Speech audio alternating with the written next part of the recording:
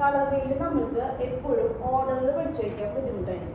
Colour wheel അപ്പോൾ നമ്മൾ എന്ത് ചെയ്യുന്ന വെച്ചിട്ടുണ്ടെങ്കിൽ കളർ വീല് ഇപ്പോൾ റെഡിന് ഓപ്പോസിറ്റ് വരുന്ന കളർ ഏതാണെന്ന് ചോദിച്ചാൽ നമുക്ക് പഠിക്കണമെങ്കിൽ നമ്മൾ കളർ വീല് ഫുള്ള് നമ്മൾ പഠിച്ചു വയ്ക്കേണ്ടതായിട്ട് വരും. അതിനൊരു എളുപ്പ വഴിയുണ്ട്. ആദ്യം നമ്മൾ റെഡ് ചെയ്തു. പ്രൈമറി കളേഴ്സ് ഏതാണെന്ന് വെച്ചിട്ടുണ്ടെങ്കിൽ അതാദ്യം എഴുതുക. റെഡ്, നെക്സ്റ്റ് വരുന്ന പ്രൈമറി കളർ ഏതായിരിക്കും? ബ്ലൂ അല്ലേ? പിന്നെ വരുന്നത് യെല്ലോ. ഇത് തുല്യമായിട്ട് നമ്മളിങ്ങനെ എഴുതാണ്, റെഡ് ബ്ലൂ യെല്ലോ. എന്നിട്ട് ഈ റെഡും ബ്ലൂവും ചേർന്ന് ഏത് കിട്ടും? റെഡും ബ്ലൂവും ചേർന്നാൽ വയലറ്റ് കിട്ടും. അത് രണ്ടിൻ്റെയും ഇത് ഇടയിൽ വയലറ്റ് നമ്മൾ എഴുതാൻ കണ്ടത്. ഇപ്പം ഇങ്ങനെ എഴുതി. ഇനി ബ്ലൂവും യെല്ലോയും കൂടി ചേർത്ത് ഏതായിരിക്കും കിട്ടുക? ഗ്രീൻ ആയിരിക്കും.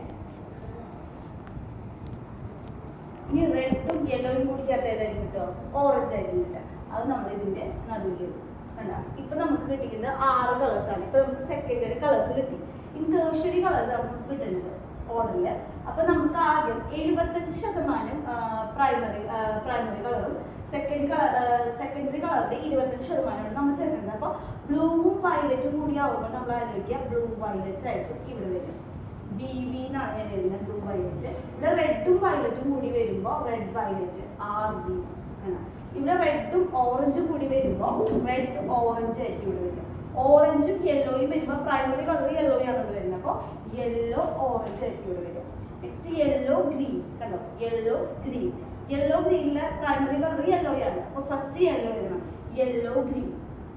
ഇനി ബ്ലൂ ഗ്രീൻ, ബ്ലൂ ഗ്രീനും കുറിച്ച് വരുമ്പോൾ ബ്ലൂ ഗ്രീൻ. ഇങ്ങനെയാണ് നമ്മൾ കളർ വീല് ഉണ്ടാക്കുന്നത്. ഇനി നമുക്ക് ഇതിൽ നിന്ന് ഇപ്പോൾ നോക്കിക്കോ, റെഡിൻ്റെ ഓപ്പോസിറ്റ് കളർ ഏതാണ് നമുക്ക് കറക്റ്റായിട്ട് കണ്ടുപിടിക്കണം, ഗ്രീൻ. അപ്പോൾ നിങ്ങൾക്ക് ഓർഡറിൽ പഠിച്ചു വെക്കണമെന്നില്ല, ഇങ്ങനെ നമുക്ക് സ്വന്തമായിട്ട് ഉണ്ടാക്കി ഈ വീല് നമുക്ക് പഠിക്കാവുന്നതാണ്.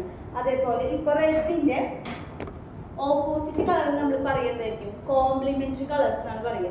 റെഡിൻ്റെ ഓപ്പോസിറ്റ് അല്ലെങ്കിൽ ഏതൊരു കളറിൻ്റെയും ഓപ്പോസിറ്റ് വരുന്നതാണ് complementary colour.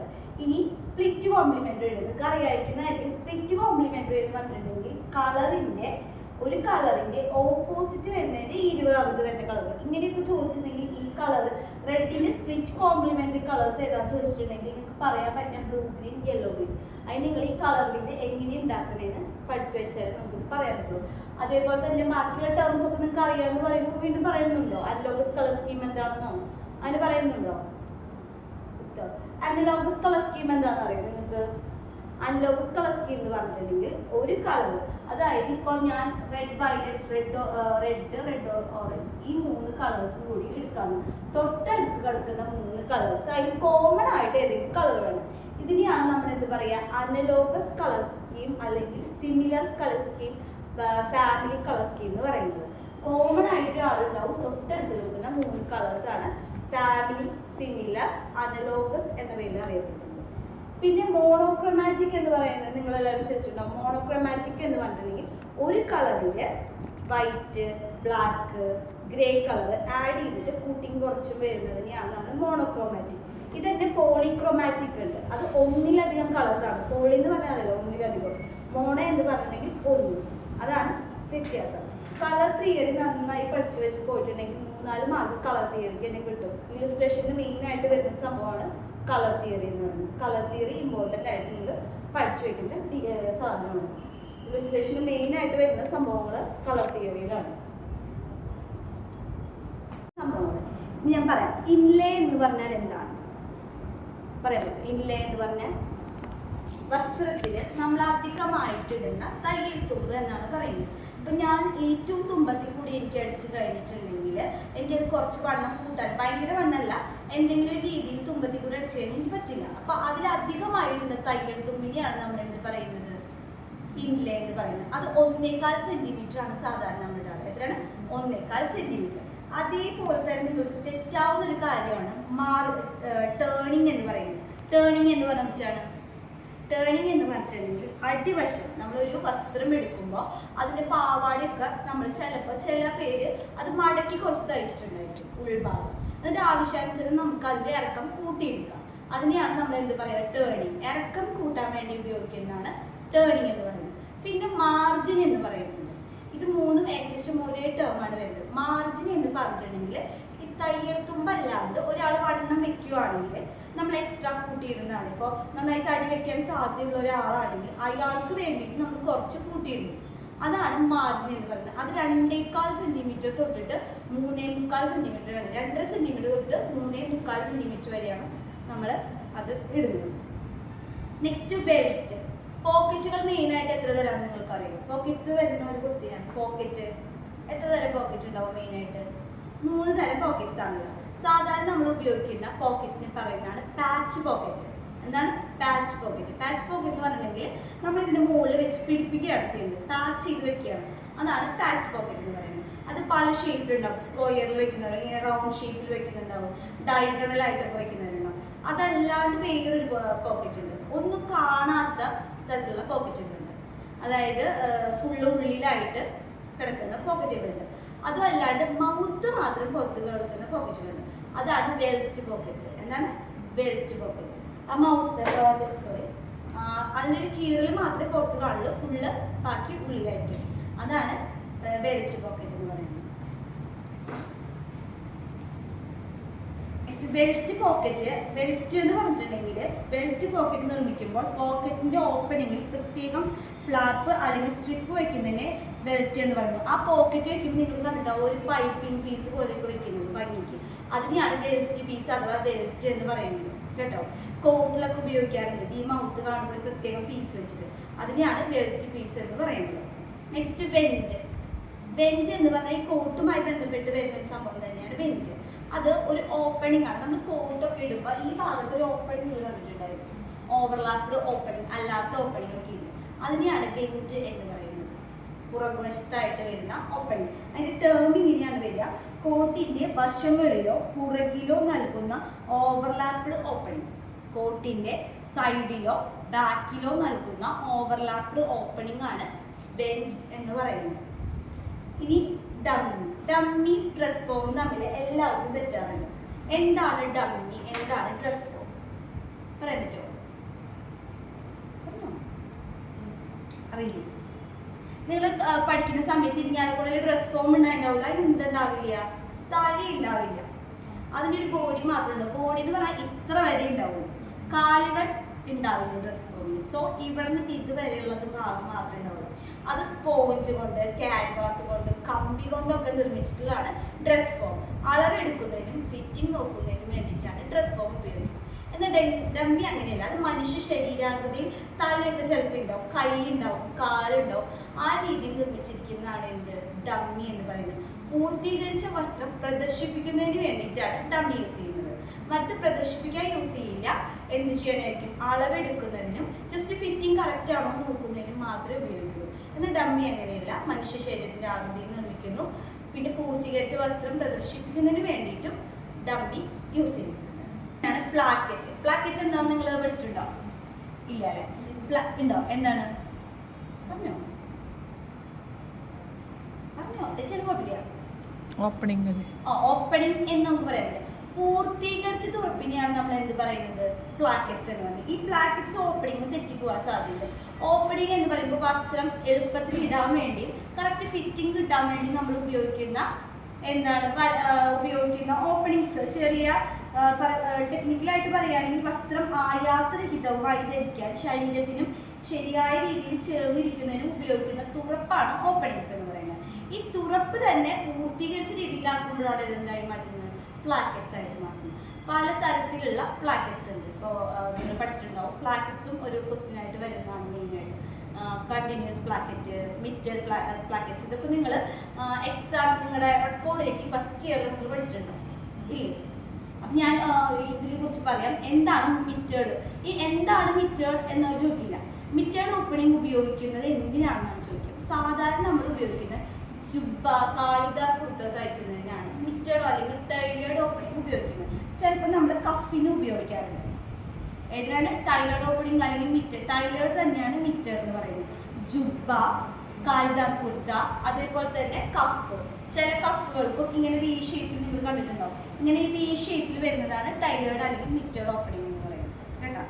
Next continuous opening. Continuous opening എന്ന് പറഞ്ഞാൽ നിങ്ങൾക്കറിയാം, കണ്ടിന്യൂസ് എന്ന് പറഞ്ഞിട്ടുണ്ടെങ്കിൽ ഫുള്ളായിട്ട് വരിക. ഒരൊറ്റ പീസ് കൊണ്ട് രണ്ട് ഭാഗവും ചേർത്ത് വെച്ച് തയ്ക്കുന്ന രീതിയാണ് കണ്ടിന്യൂസ് ഓപ്പണിംഗ് അല്ലെങ്കിൽ വൺ പീസ് ഓപ്പണിംഗ് എന്ന് നമുക്കിതിന് പറയാം. ഇത് നമ്മൾ സാധാരണ ഒരുവിധം എളുപ്പപ്പണിയിൽ ചുരിദാറിനോ സൈഡിന് പല ഇതിന് നമ്മൾ ഉപയോഗിക്കാറുണ്ട് തരം അനുസരിച്ച്. പിന്നെ വരുന്നതാണ് നമുക്ക് പറയാം ഷർട്ട് ഓപ്പണിങ്. ഷർട്ട് ഓപ്പണിങ് നിങ്ങൾക്ക് എല്ലാവർക്കും അറിയാം. ഷർട്ട് ഓപ്പണിങ് തന്നെയാണ് പറയുന്നത്.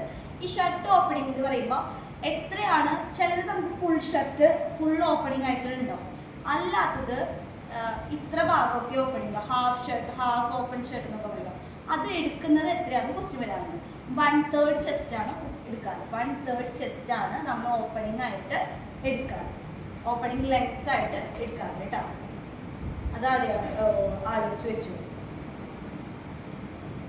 ഇനി സിമ്പിൾ പ്ലാക്കറ്റ് ഉണ്ട്. സിമ്പിൾ പ്ലാക്കറ്റ് എന്ന് പറഞ്ഞിട്ടുണ്ടെങ്കിൽ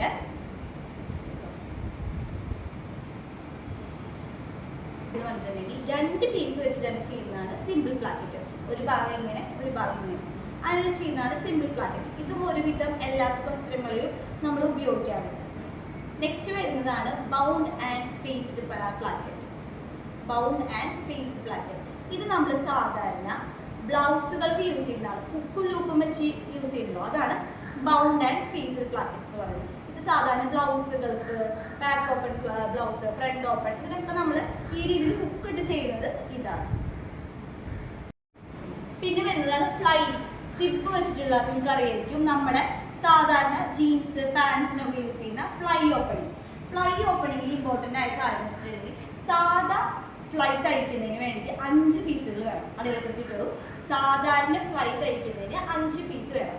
സിബ് വെച്ച് തയ്ക്കുന്നതിന് 3 പീസ് വേണം. എത്രയാണ്? 3 പീസ്. സിബ് വെച്ച് തയ്ക്കാൻ 3 പീസും സിബ് വയ്ക്കാതെ തയ്ക്കുന്നതിന് 5 പീസുമാണ് നമുക്ക് മുറിക്കുന്നത്. അത് ക്വസ്റ്റ്യൻ പിന്നെ ചോദിക്കുന്ന ഒരു ചോദ്യം, നമ്മൾക്ക് ഏത് ഭാഗത്താണ് ഫ്ലൈ ക്യാച്ച്? ഇത് അങ്ങോട്ട് ഇങ്ങോട്ട് തെറ്റുപോകും. അപ്പൊ ഫ്ലൈ എന്ന് പറയുന്നത് എക്സ്ട്രാ വെക്കുന്ന പീസിനെയാണ് ഫ്ലൈ എന്ന് പറയുന്നത്. 2 ഭാഗം ഉണ്ടാവും. നമ്മൾ ഇങ്ങനെയാണ് സിബ് ഇടുക അല്ലെ, അതിൽ ഈ ഭാഗത്ത് ഒരു കൈ കവർ ചെയ്ത് നിൽക്കുക. അപ്പൊ സോ ഇടത് വശത്തായിരിക്കും എന്ത് വരിക? ഫ്ലൈ വരിക. വലത് വശത്തായിരിക്കും എന്ത് വരിക? ഫ്ലൈ ക്യാച്ച് വരിക. മൂടി നിൽക്കുന്ന ഭാഗമാണ് ഫ്ലൈ വരിക. വെച്ചിട്ട് അടഞ്ഞു നിൽക്കുന്ന ഭാഗം ഫ്ലൈ വരും. ആ അടയാൻ വേണ്ടിയിട്ട് ഇപ്പുറത്തെ ഭാഗത്ത് വരുന്നതാണ് ഫ്ലൈ ക്യാച്ച്. ക്യാച്ച് ചെയ്ത് നിൽക്കുന്ന ഭാഗം. അപ്പൊ ഫ്ലൈ ക്യാച്ച് ഏത് ഭാഗത്താണ് കൂടി ചോദിക്കാൻ? ഇടത് വലത്. തെറ്റി പോയത് കേട്ടോ, അതുകൊണ്ട് തെറ്റാതെ ശ്രദ്ധിക്കണം. ലേ എന്താണെന്നാണ് ചോദിക്കുന്നത്. ലേ എന്ന് പറഞ്ഞാൽ പഠിച്ചിട്ടുണ്ടോ? എന്താണ് ലേ? ലേ എന്ന് പറഞ്ഞിട്ടുണ്ടെങ്കിൽ നമ്മൾ പാറ്റേൺ വെട്ടുന്നതിന് മുൻപായിട്ട് വസ്ത്രങ്ങളെ ലെയറുകളായിട്ട് ഇടുന്നതിനെയാണ്, ഒന്നിന് മുകളിൽ ഒന്നായിട്ട് ഇടുന്നതിനെയാണ് ലേ എന്ന് പറയുന്നത്. അതായത് കുറച്ച് സ്പ്രെഡിങ് ചെയ്ത് വെക്കുമല്ലോ. സ്പ്രെഡിങ് ചെയ്യുന്ന ഒരു രീതി തന്നെ. സ്പ്രെഡിങ് എന്ന് പറഞ്ഞാൽ എന്താണ്? കട്ടിങ്ങിന് വേണ്ടിയിട്ട് അതിൻ്റെ വീതിക്ക് അനുസരിച്ച് ഇങ്ങനെ നമ്മൾ സ്പ്രെഡ് ചെയ്ത് ബോർഡിലേക്ക് ഇടുക. ആ ഒരു രീതിയാണ്. ഒന്നിന് മുകളിൽ ഒന്നായി വെക്കുന്ന രീതിയാണ് എന്ത് പറയുന്നത്? ലേ എന്ന് പറയുന്നത്. പിന്നെ ഒരു ചോദ്യം വരിക, പാറ്റേൺ ലേ എന്താണ്? പാറ്റേൺ ലേ അതായത് വസ്ത്രം മുറിക്കുന്നതിന് മുൻപായിട്ട് ഒന്നിന് മുകളിൽ ഒന്നായിട്ട് വെക്കുന്ന രീതിയാണ് ലേ എന്ന് പറയുന്നത്. പാറ്റേൺ ലേ എന്താണെന്ന് ചോദിക്കാറുണ്ട്. പാറ്റേൺ ലേ എന്തായിരിക്കും? അപ്പോൾ പാറ്റേൺ അതിൻ്റെ മുകളിലേക്ക് വെച്ച് വരയ്ക്കുന്നതിനെയാണ് എന്ത് പറയുക? പാറ്റേൺ ലേ എന്ന് പറയുന്നത്. അപ്പൊ ലേ തെറ്റരുത്. ലേ ക്വസ്റ്റ്യൻ ഇമ്പോർട്ടൻ്റ് ആണ്. ലേ ഔട്ട് ചെയ്യുക എന്നൊക്കെ നിങ്ങൾ പഠിച്ചിട്ടുണ്ടോ? ലേ ഔട്ട് ചെയ്യുക എന്നൊക്കെ കേട്ടില്ലേ? അതായത് വരച്ചെടുക്കുന്നതിനാണ് നമ്മൾ എന്ത് പറയുക? പാറ്റേൺ ലേ ഔട്ട് ചെയ്യുക എന്നൊക്കെ പറയുമ്പോൾ ആ ലേ എന്ന് പറയുന്നെങ്കിൽ ഒന്നിന് മുകളിൽ ഒന്നായിട്ട് വെക്കുന്നതിനെയാണ് ലേ എന്ന് പറയുന്നത്. പാറ്റേൺ ലേ എന്ന് പറഞ്ഞാൽ പാറ്റേൺ അതിൻ്റെ മുകളിൽ വെച്ച് വരച്ചെടുക്കുന്നതാണ് പാറ്റേൺ. ഇനി നെക്സ്റ്റ് നിങ്ങൾ സ്റ്റിച്ചുകൾ 3 തരം, മെഷീൻ സ്റ്റിച്ചസ് 3 തരം നിങ്ങൾ പഠിച്ചിട്ടുണ്ടാവും. ഓർമ്മയുണ്ടോ? Intra loop, inter loop, interlace. ഇത് നമ്മുടെ ടെക്സ്റ്റിലുള്ള സാധനമാണ്. Intra loop, inter loop, interlace. ഇത് 3 നിങ്ങൾക്ക് തെറ്റിപ്പോവാൻ സാധ്യതയാണ്. ഇൻട്രാ എന്ന് പറഞ്ഞിട്ടുണ്ടെങ്കിൽ ശ്രദ്ധിക്കുക. ഇൻട്രാ എന്ന് പറഞ്ഞിട്ടുണ്ടെങ്കിൽ ഒറ്റ നൂല് മാത്രമേ. ആ എന്ന് പറഞ്ഞിട്ടുണ്ടെങ്കിൽ ഒറ്റ നൂലാണെന്ന് ആലോചിക്കുക. ഇൻട്രാ ലൂപ്പ് എന്ന് പറഞ്ഞാൽ ഒരു നൂല് ഉണ്ടാക്കിയിട്ട് അതിനുള്ളിൽ കൂടെ അതേ നൂല് തന്നെ ആ വളയത്തിൽ കൂടെ പുറത്തേക്ക് എടുത്തിട്ടാണ് ഇൻട്രാ ലൂപ്പ്. ഇൻട്രാ എന്ന് പറഞ്ഞാൽ ഒരൊറ്റ നൂല് മാത്രം. ഇന്റർ ലൂപ്പ് എന്ന് പറഞ്ഞിട്ടുണ്ടെങ്കിൽ 2 നൂല് ഉപയോഗിക്കും. ഇന്റർ ലൂപ്പ് എന്ന് പറഞ്ഞിട്ടുണ്ടെങ്കിൽ 2 നൂല് ഉപയോഗിക്കും. ഒരു ലൂപ്പ് ഉണ്ടാക്കിയിട്ട് ആ ലൂപ്പിന്റെ കൂടെ ഉള്ളിൽ കൂടെ വേറൊരു നൂലാണ് പുറത്തേക്ക് എടുക്കുക. എന്നിട്ട് ആ ലൂപ്പ് ആ നൂലോട് ഉണ്ടാക്കിയിട്ട് മറ്റേ നൂല് അടുത്ത ലൂപ്പിൽ കൂടെ പുറത്തെടുക്കുക. അങ്ങനെ ചെയ്യുന്നതാണ് ഇന്റർ ലൂപ്പ് എന്ന് പറയുന്നത്. മൂന്നാമത് വരുന്നതാണ് ഇന്റർലേസ്. ഇന്റർലേസ് ഇതിനെ കവർ ചെയ്ത് പോവാണ്, രണ്ട് നൂലുകളും തമ്മിൽ കവർ ചെയ്ത് ലേസ് ചെയ്ത് പോവുകയാണ് ചെയ്യുന്നത്. സാധാരണ നമ്മൾ ഉപയോഗിക്കുന്ന മെഷീനിൽ ഉപയോഗിക്കുന്നത് ഇന്റർലേസ് ആണ്. ഡബിൾ ലോക്ക് സ്റ്റിച്ച് മെഷീൻ, നമ്മുടെ സിംഗിൾ ലോക്ക് സ്റ്റിച്ച് മെഷീനിലൊക്കെ ഉപയോഗിക്കുന്ന സ്റ്റിച്ച് ഇന്റർലേസ് ആണ്. ഇന്റർലേസ് ആണ് നമ്മൾ സാധാരണയായിട്ട് ഉപയോഗിക്കുന്ന സ്റ്റിച്ച്. ഇത് മൂന്ന് നിങ്ങൾക്ക് തെറ്റിപ്പോയത്. ഇൻട്രാ എന്ന് പറഞ്ഞാൽ ആ എന്ന് പറഞ്ഞാൽ ഒറ്റ നൂല്, ഇന്റർലൂപ്പ് എന്ന് പറഞ്ഞാൽ രണ്ട് നൂല്, ഇന്റർലേസ് എന്ന് പറഞ്ഞാൽ രണ്ട് നൂലുണ്ട്, പക്ഷെ അതിങ്ങനെ കവർ ചെയ്തിട്ടാണ് പോവുക. ഈ കവർ ചെയ്ത് പോകുന്നതാണ് നമ്മൾ സാധാരണയായിട്ട് ഉപയോഗിക്കുന്ന രീതി എന്ന് പറയുന്നത്. ഇത് നിങ്ങൾക്ക് തെറ്റാൻ സാധ്യതയുള്ള ഒരു ക്വസ്റ്റ്യൻ ആണ്. അതേപോലെ തന്നെ ക്ലോത്ത് ഗൈഡ്. ക്ലോത്ത് ഗൈഡ് നിങ്ങൾ കേട്ടിട്ടുണ്ടോ? ക്ലോത്ത് ഗൈഡ് എന്തായിരിക്കും? ക്ലോത്ത് ഗൈഡ് ആ ക്വസ്റ്റ്യനിൽ തന്നെയുണ്ട്. എന്താണ് ക്ലോത്ത് എന്ന് പറഞ്ഞാൽ തുണി, ഗൈഡ് എന്ന് പറഞ്ഞാൽ നയിക്കുക എന്നാണ് അർത്ഥം വരുന്നത്. അപ്പൊ തുണിയെ നയിക്കുന്നത് ആരാണ്? അതാണ് ക്ലോത്ത് ഗൈഡ്. നമ്മൾ തുണി ഒരേ അളവിൽ തയ്ച്ച് പോവാണ്, നമുക്ക് പിടിക്കാൻ പാടില്ലായിരുന്നു. സോ അങ്ങനെ പിടിക്കാൻ പാടില്ലെങ്കിൽ നമ്മൾ എന്താ ചെയ്യുന്നത്? ക്ലോത്ത് ഗൈഡ് വെച്ചിട്ടുണ്ടെങ്കിൽ ഒരേ അളവിൽ അത് അടിച്ചു പോകും. അപ്പൊ ഇത് മുന്നോട്ട് നീക്കുന്നതാണ് എന്ത് വരുന്നത്? Cloth guide. അപ്പൊ ഫീഡോഗ് എന്ന് പറഞ്ഞ സാധനം, ഫീഡോഗ് നിങ്ങൾക്ക് അറിയില്ലേ? എന്താ? പല്ല്, മെഷീനിൽ കാണുന്ന പല്ലാണ്. അതിന്റെ ധർമ്മം എന്താണ്? തുണിയെ മുന്നോട്ട് നിൽക്കുന്ന എന്താണ്? ഫീഡോഗ് ആണ്. അപ്പൊ അത് രണ്ട് തെറ്റി പോയത്. ക്ലോത്ത് ഗൈഡ് എന്ന് പറയുന്നത് നമ്മൾ എക്സ്ട്രാ മെഷീനിൽ ഫിറ്റ് ചെയ്യുന്ന ഒരു സാധനമാണ്. പക്ഷെ ഫീഡോഗ് എന്ന് പറഞ്ഞാൽ അങ്ങനെയല്ല. ഫീഡോഗ് എന്തിലുള്ളതാണ്? മെഷീനിൽ ഉള്ളതാണ്. മെഷീനിൽ തുണിയെ മുന്നോട്ട് നിൽക്കുന്ന ആരാണ്? ഫീഡോഗ് ആണ്. ക്ലോത്ത് ഗൈഡ് നമ്മൾ ഫീഡോഗ്, ആ പല്ലുകൾ പോലുള്ള സാധനം. അതിനുള്ളിൽ കരടൊക്കെ പോയി കഴിഞ്ഞാൽ സ്റ്റക്കായി നിൽക്കുകയൊക്കെ ചെയ്യും, നമുക്കറിയാലോ. അപ്പൊ തുണീനെ മെഷീനിൽ നീക്കുന്നത് ഫീഡോഗ് ആണ്. അതല്ലാണ്ട് നമ്മൾ എക്സ്ട്രാ അറ്റാച്ച്മെന്റ് ആയിട്ട് ഒരേ രീതിയിൽ പോകാൻ വേണ്ടിയിട്ട് വെക്കുന്ന സാധനം ഏതാണ്? അതാണ് ക്ലോത്ത് ഗൈഡ്. ഇപ്പൊ രണ്ടും തെറ്റിപ്പോയത്. ഒന്ന് അറ്റാച്ച്മെന്റും മറ്റത് മെഷീനിലുള്ള ഒരു പാർട്ടുമാണ് വരുന്നത് കേട്ടോ. എക്സ്ട്രാ വെക്കുന്നതല്ല, എക്സ്ട്രാ വെക്കാവുന്നതല്ല. അത് നമ്മൾ പ്രഷർ ഫുഡ് സാധാരണഗതിയിൽ നമ്മൾ പ്രഷർ ഫുഡ് മാറ്റിയിട്ടൊക്കെയാണ് വെക്കാറ് ഇപ്പോൾ ഇതില്. പക്ഷെ ഈ സംഭവങ്ങൾ ക്ലോത്ത് ഗൈഡും പ്രഷർ ഫുഡ് മാറ്റിയിട്ട് തന്നെയാണ് വെക്കേണ്ടത്. ചില മെഷീനിൽ എംബ്രോയിഡറി പ്ലേറ്റ് ഒക്കെ നമ്മൾ അങ്ങനെ ചെയ്യുന്ന സംഭവം, ഹെമ്മർ ഫുഡ്, അതൊക്കെ ആരെങ്കിലും ഹെം ചെയ്യാൻ വേണ്ടി മാത്രമായിട്ട് പ്രഷർ ഫുഡ് മാറ്റിയിട്ട് ഒട്ടുമുക്കി ഇങ്ങനത്തെ സാധനങ്ങൾ പ്രഷർ ഫുഡ് മാറ്റിയിട്ടാണ് നമ്മൾ വെക്കുക.